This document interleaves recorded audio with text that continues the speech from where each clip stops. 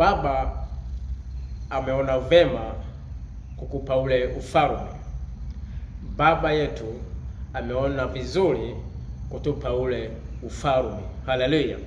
Mungu ameona ni vizuri sisi kutupatia ule ufalme, na mtu ambaye ameokoka na akampokea Yesu na kuwa Bwana Mwokozi wa maisha yake, Baba anaona ni vizuri mtu huyo kumpa ule ufalme wake. Bwana Yesu asifiwe. Na mimi nasema asubuhi ya leo kwamba Mungu ameona vema kukupa wewe ufalme. Baba wa mbinguni ameona ni vizuri kukupatia ule ufalme. Haleluya! Mungu ametupatia ufalme wake kwa sababu sisi ni watu wa thamani sana machoni pa Bwana.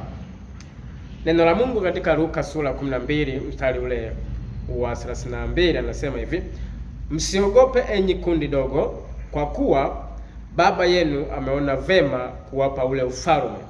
Msiogope enyi kundi dogo, kwa kuwa Baba yenu ameona vema kuwapa ule ufalme.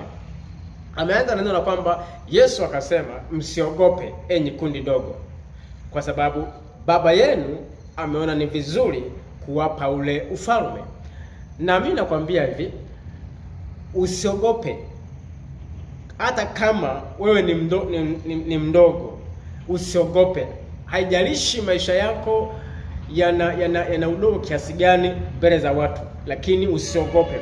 Haijalishi vile ambavyo unaweza ukasimama ukaonekana wewe bado ni mdogo tu, usiogope, kwa sababu Baba ameona ni vizuri kukupa ufalme, na huo ufalme uko ndani yako. Mungu amekupatia ufalme ambao huo ufalme unakusababisha wewe uonekane mbele za Mungu kuwa wewe ni wa thamani mbele za Mungu.